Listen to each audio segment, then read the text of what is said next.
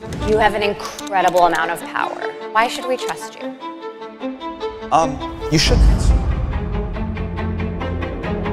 OpenAI has become one of the most influential and valuable tech company in the world, but the story of what's going on behind the scenes is crazy. From trying to overthrow their CEO to completely abandoning their original principle. This video is the insane history of OpenAI, but it's also a journey through the past, present, and future of artificial intelligence. And this is a story that affects all of us.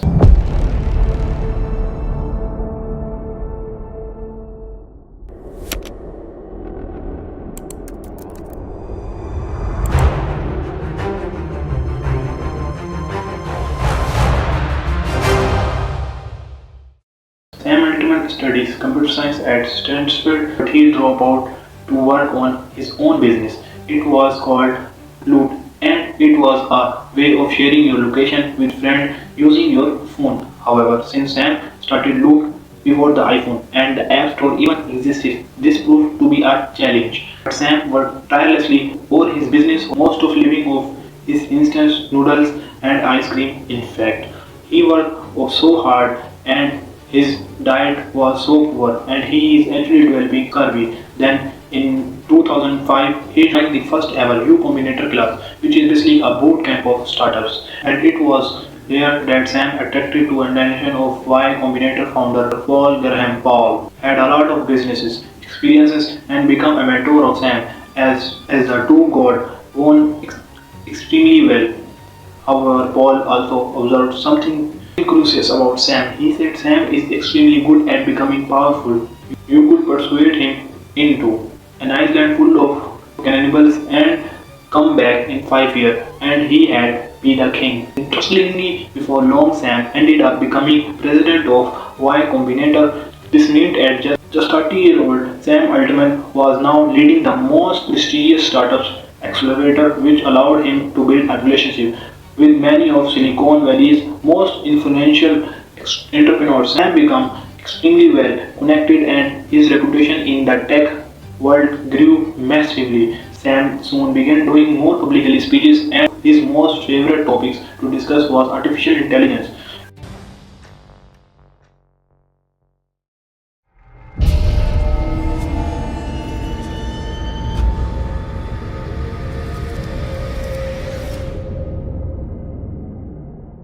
Elon Musk. In 2015, Elon Musk was terrified. He was concerned about the lack of safety precaution around AI, which he felt posed an existential threat to humanity. I don't think most people understand just how quickly machine intelligence is advancing. I try to convince people to slow down AI, to regulate AI. This was futile. At this point in 2015, Google was the undisputed leader in artificial intelligence. They had been acquiring AI research labs and had roughly 3/4 of the top AI intelligence working for them. And yet, when Elon Musk spoke with Google CEO at the time, Larry Page, Larry did not seem all that worried about AI. Elon Musk asked him how he could be so sure super intelligence would not wipe out humanity, but Larry dismissed it completely, saying Elon was being too paranoid. But Elon said that Google had a monopoly on AI and that the person in change does not care about AI safety. Just one company that it has close to monopoly on AI talent and computers, like scaled computing, and the person who's in charge doesn't seem to care about safety. This is not good. So Elon desperately felt he needed to dilute Google's power, and that would lead him to partnership with a man named Sam Altman.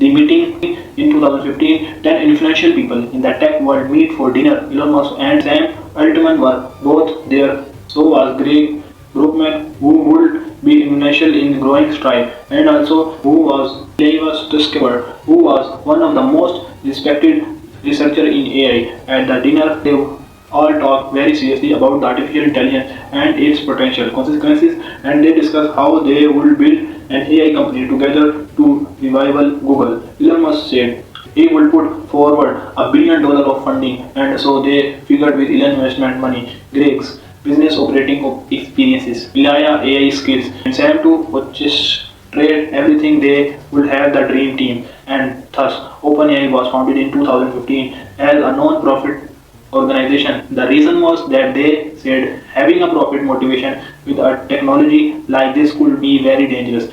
Instead, it should be built for good of the world.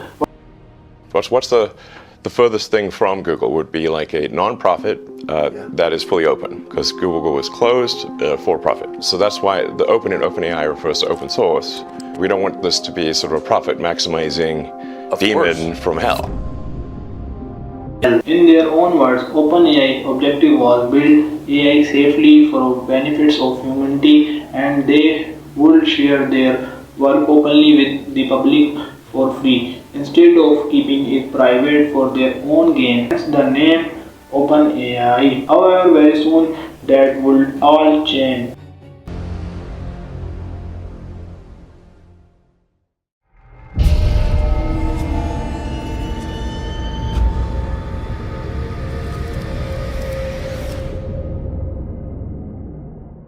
When OpenAI began in 2015, it do not look like a world-changing company. They do not even have an office. It was just a small group of working from Greg Brockman's apartment. We're sitting essentially on a couch, at a kitchen counter, and on a bed, and that's pretty much it. That's where the work is getting done. It's kind of crazy to think that, that's where something this big got started. However, they have $1 billion payment from various investors, and this funding means they could attract top AI researchers very quickly. And so they began by just experimenting. Unfortunately, they did not really have a clear strategy. They spent a lot of their time building a bot that could play the popular game Dota 2. They figured if they could build an AI that understands the complexity, the game world, it could lead an AI that better understand our world than another project.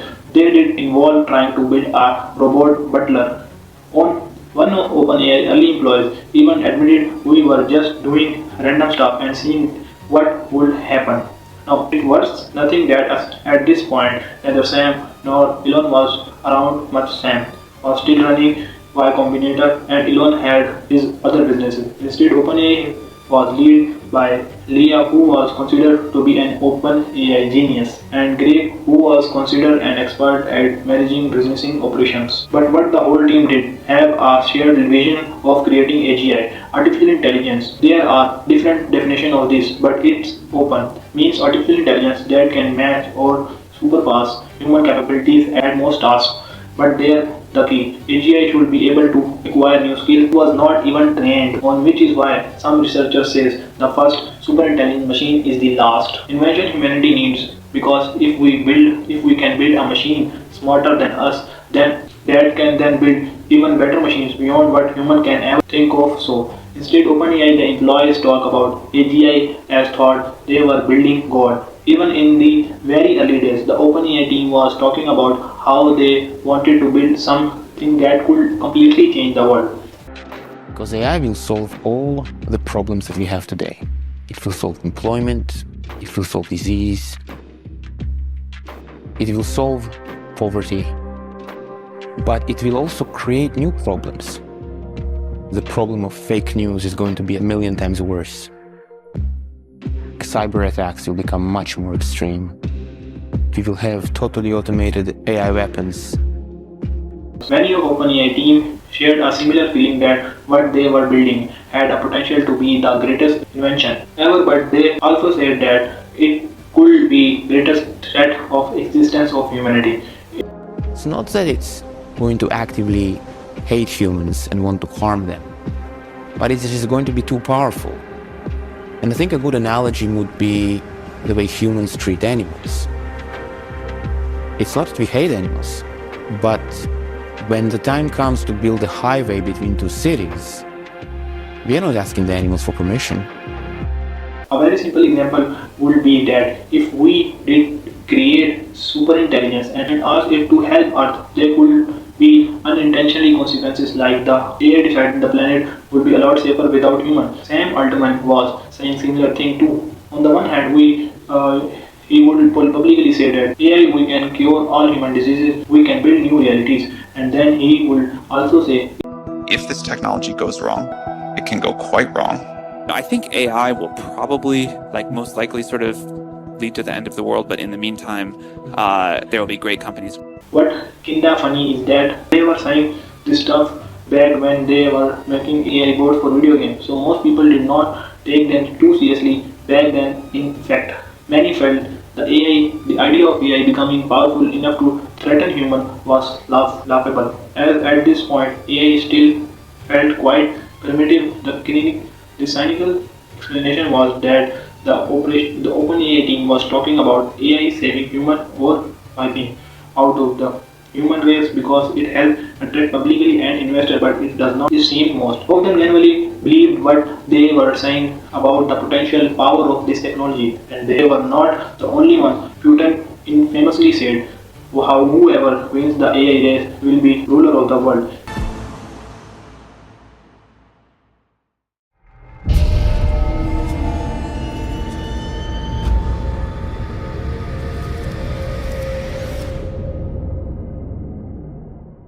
AI winter. Back in 2015, when OpenAI began, the reason most people were not paying much attention to AI was that the field of artificial intelligence had seen decades of slow progress. It had been dubbed by the AI winter, as after a lot of intentional hype, there had been a lot less breakthroughs than expected, and so funding dried up and so many researchers moved on. But in 2015, the same year, OpenAI began. For the first time, an AI progress beat a professional Go player, which is a complex strategy game, and the AI would later go on to be the world's best human player. This was exciting news, but it was also illustrated the problem with the current AI technology, that AI could only play Go and nothing else. Which means if you wanted the AI to do any other task like write a story or calculate any equation, you would have to build and train a whole new system for the one task, which was new system for that one task, which was extremely time consuming. This was largely because the training data you feed the AI had to be clearly labeled to explain what it was. The TV shows Silicon Valley parodied this perfectly. If you train an AI on enough specific data, an AI could tell if an image was hot dog or not a hot dog. No, it had no concept of anything else. Basically, machines could do one thing well if trained, but it was very narrowly focused.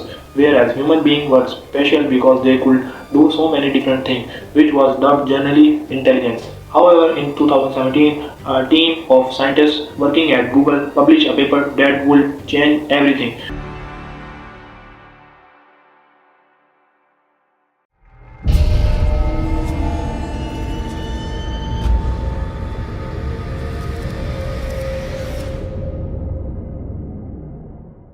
Transformer, a small team of engineers at Google published a paper called Attention is All You Need, and they put forward a new type of AI architecture known as the transformer.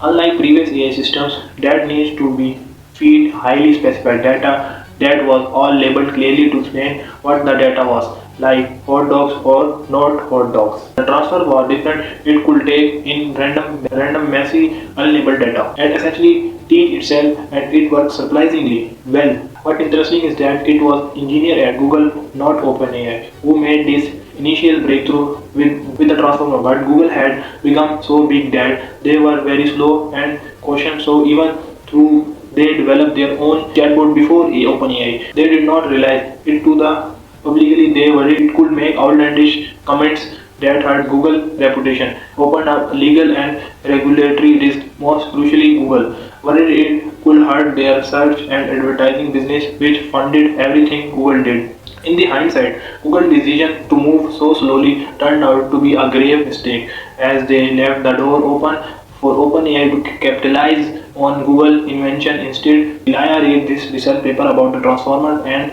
immediately saw its potential.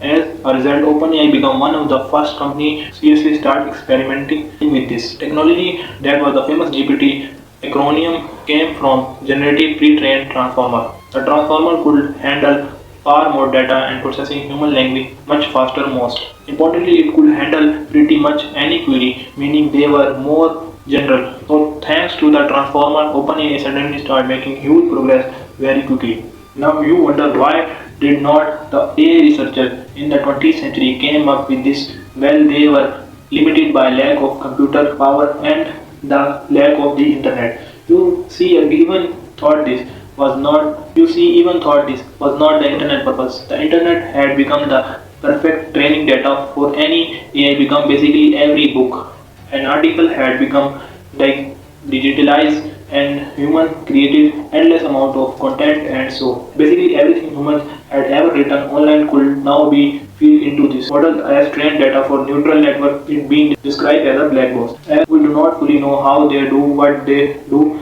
We just add input and receive output. But all of this mean that instead of old AI models that had been trained to do one specific task, this new AI transformer models become extremely broad and general. They had basically been trained on all text available as you could ask it anything. However, this method of just scripting the internet as training data raises obviously copyright concern, but the Silicon Valley ethos has also been to ask forever to ask forgiveness, not permission. OpenAI knew if they started asking big companies if they could scrap all their data. Of course, there had been lots of pushbacks and discussions about reality. So OpenAI just went and did it, and it worked so well that by the time OpenAI got their ChatGPT-2 language model, they started to become worried. They feared what they were building and so powerful that if they really shared the open source code for it like they had promised all along in the wrong hands, this could become very dangerous. So OpenAI announced, due to our concern about malicious applications of technology, we are not releasing the trained GPT-2 model. This actually helped generate a huge amount of publicity and hype of them. For example, World Magazine publishing an article called the AI text generator that too dangerous to make public. OpenAI also did not disclose what dataset had been used to train it. It started to become clear that OpenAI maybe did not want to be so open after all.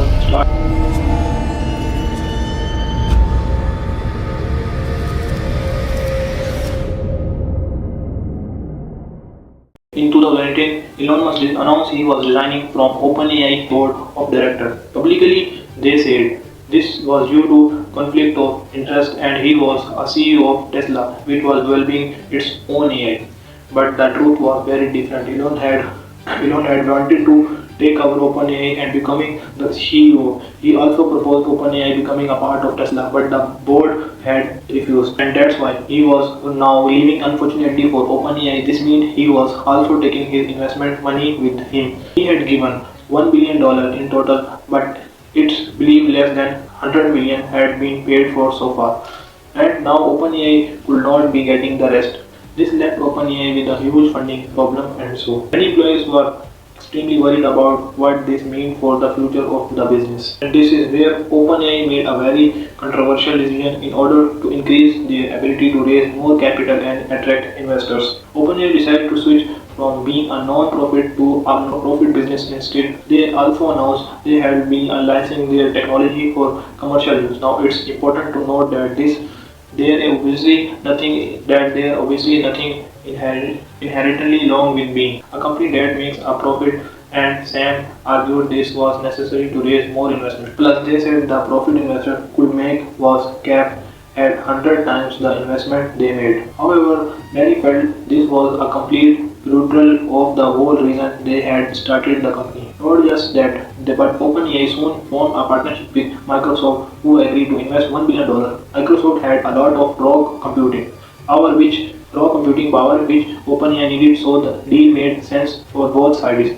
But OpenAI originally mission had been to provide an alternative to big tech, and now they were going to help one of the world's most powerful tech companies become more powerful. Many would argue OpenAI and completely backtrack on its mission of democratizing AI. Remember, the name OpenAI was chosen as it was made to open source and freely owned by the world, and yet soon as they had an actual powerful product, they did not want to be open. They instead would become increasingly secretive. Elon would later sue the company, demanding they change their name from OpenAI to ClosedAI. After transitioning to a non-profit for a profit company, they also now needed an official CEO, and it was Sam Altman who got the role. Suddenly, all around comments about Sam being good at getting into position of power seemed more relevant than ever.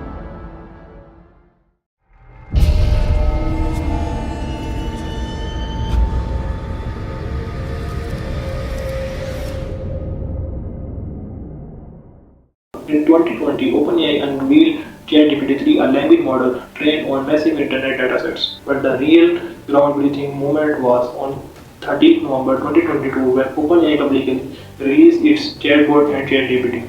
At this point, most of the general public had never heard of OpenAI, so there was no big fanfare. It started with Sam making a simply tweet saying, "Today we launched GPT, try talking with it." Here what's interesting is that OpenAI leadership said it was just a low-key research preview, so expectations were low. Employees took bets on how many users they had get in the first week, and the highest guess was 100k users. In reality, they were completely wrong. ChatGPT went viral and rapidly captured the attention of the world. In just 2 months, it became the fastest app to reach 100 million users. For context, it had taken Facebook 4.5 years to hit the same milestone. This unexpected growth was, of course, very exciting for OpenAI, but what's interesting, it was internally at the company there. There had been some employees unfortunately releasing ChatGPT so quickly, and some of the safety team were not even aware it was going to be released. They argued that they did not know how it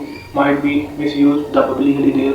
There were obvious risks like hackers using it find vulnerabilities in code, or people using it to help they then commit crimes. But there was just no way of knowing quite what would happen when the general public started interacting with ChatGPT. Plus, the team was aware it made a lot of work dug hallucinations. Still, despite concern, ChatGPT went live and the response from the public was extremely positive. Everyone had tried chatbot before, but they always felt extremely robotic. If you did not ask your question in the right way, they were useless as they were basically given pre-programmed answers, but ChatGPT felt much more knowledgeable and conversational. Within a couple of months of ChatGPT being released, Microsoft increased its ownership stake in OpenAI with our new 10 billion investment.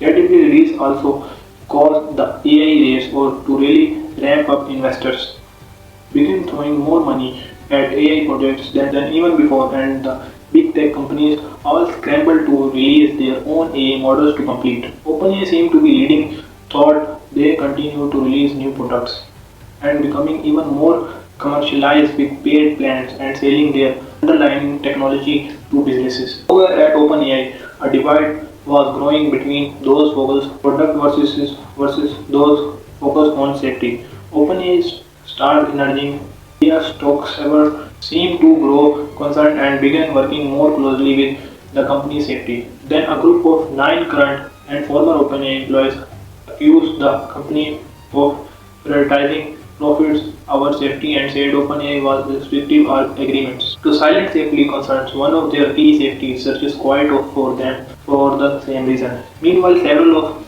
OpenAI lead developers left to start a revival company called Anatropic with the goal to build a safety AI alternative. But this internal conflict did not seem to slow OpenAI down.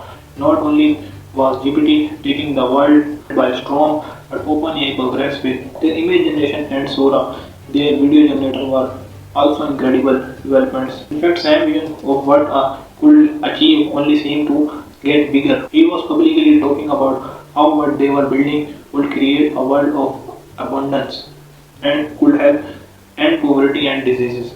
At a major gathering of world leaders, Sam said, "I think this will be the most transformative and beneficial technology humanity has yet invested. He went to say how there is nothing else he would rather be working on. But then came on the most shocking tweets in recent business history. Less than 24 hours after giving that speech, Sam Altman was fired.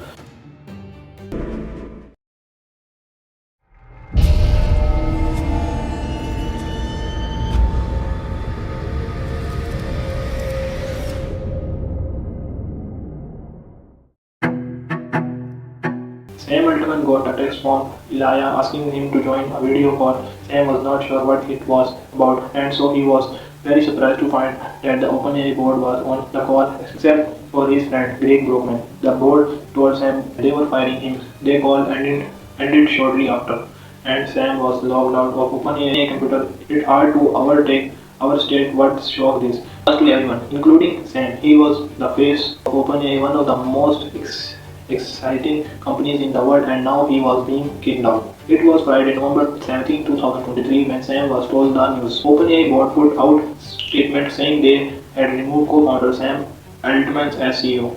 The board statement explained that Sam was not consistently ended with his communication with the board, basically implying Sam had lied to them and they could not trust him. The board then said they no longer had confidence with Altman's ability to continue leading OpenAI. It was all kind of value, so pretty much everyone was asking what really happened here, and there were many different theories about why he had been fired. The board's main position was that Sam had a habit of outright lying to them, and so they often felt they could not trust what he said. For example, Sam said things had been approved by their internal safety board, which actually had not been approved. It also believed Sam had fallen out with one of the board members, Helen Toner, after she published a paper where she basically suggested their competitor Tropic was safer than ChatGPT. Apparently, Sam had taken issue with that and had tried to get Helen kicked off the board. He reportedly told the other board member that if everyone else agreed Helen should be fired, even thought they had not said that. The board member began to feel that he was playing them against each other. Another theory about why the OpenAI board turned on Sam is that they had become annoyed that Sam seemed to be building a whole empire of different projects outside OpenAI. The board felt this was major distraction. For example, Sam had been trying to raise tens of billions of dollars from the Middle East to fund an open chip making business. He had also started a project called WorldCoin, a crypto-based network that will give everyone worldwide a unique digital identity by scanning their eyes. Sam believed that AI may put a huge amount of people out of work, and thus they had need a way to distribute a universal basis income. But some people think the board was concerned about Sam wanted to use OpenAI technology for all of his own separate projects. However, there are also another very prominent theory about why the board really turned on Sam, and it is the most concerning one. Some believe that the reason Elijah turned on Sam was because he saw something internally that made him worried. Elijah had been heavily involved in safety at OpenAI, and for him to suddenly flip on his co-founder was concerning. It becoming a meme on social media with people asking what did Elijah see. Still, no matter the exact reason the board had, the fact was that on Friday, November 17, Sam was kicked out on OpenAI, and it was announced they had begun looking for a new CEO. But by Saturday, something very unexpected started happening. OpenAI employees began revolting against the board. It began when co-founder Greg Brockman resigned from the company in solidarity with Sam. But over the weekend, more and more OpenAI employees came forward in support of Sam. A letter was drafted by OpenAI staff saying they disagreed with the board's decision to fire Sam, and they complained the board had not given adequate explanation of why a petition was then created by employees to say that they would leave the company if Sam was not brought back, and nearly all of the company 800 employees signed it. They did not want to work there. Useless Sam and Greg were brought back. Social media became flooded with posts from employees saying OpenAI is nothing without its people. Sam was replying to each one individual with heart emojis. Now it's worth nothing that part of this voting probably was not just out of loyalty. You see, Right before this gap happened, OpenAI had been planning a share sale for employees, which would mean a big crash. Payouts for staff, but all this chaos going would have probably destroyed the changes of what of that happening and massively hurt OpenAI valuation. Keeping Sam in place was probably in the employees' best financial interests. But either way, the OpenAI board basically had a mass mutiny on its hand. They had never expected the staff to be so loyal to Sam. And to make matters worse from them, Microsoft announced Sam and Greg would join them instead. And that they would hire any OpenAI employees who wanted to leave. At first, the board still tried to press on with their plan and began line up a new CEO to place Sam. But then on Monday morning came the final debugger. Elijah, the four board member who had initially pushed Sam out, changed his mind and signed the petition saying he wanted Sam to stay. Elijah tweeted, I deeply regret my participation in the board auction. I never intended to harm OpenAI. Will do everything I can to reunite the company. Now it's unclear if he genuinely felt that's why, or he had just realized that all the other employees were clearly siding with Sam. But Elijah siding with Sam was the point that remaining board member realized they had lost the battle. If you came for the king, you best not miss. But the board had missed. By Monday, negotiations were ongoing to bring Sam back. All of a sudden, the board had lost all its leverage, and Sam was the one in the position of power. The dynamics had totally flipped, and Sam now had all the cards. By Tuesday, a deal was reached. The board member who had turned off Sam would be off the board, but new board members would be brought in. Sam would return as CEO, and now Greg would come back. Greg posted saying, "We are so back," and they had a company-wide party at the office. It truly was a party atmosphere. What's really crazy is all of this happened in just 5 days. On Friday, Sam was abused, and throughout by Tuesday he was back. So CEO, his enemies on the board were all gone, and the entire company had declared loyalty to him. Not just that, Sam will be involved in choosing the new board member, meaning he was in a stronger position than ever before, and the odds of anyone challenging him again now seemed extremely low.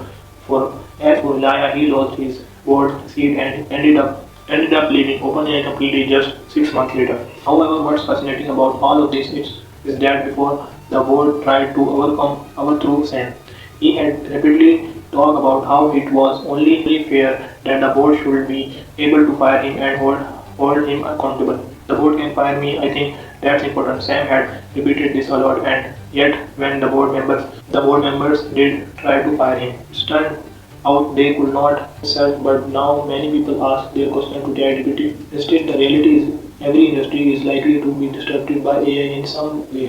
Many will use it as a tool to help them. Many will get replaced. And if you want to example of how fast AI is progressing, here are the twists. This video take a long time to make because researcher writes the script, records the voiceover, and other we spend hundreds of hours to editing them. This was the end of the story that I have created for you. Please like and subscribe, and if you want more documentaries like this one, please comment below. Thank you. Allah Hafiz.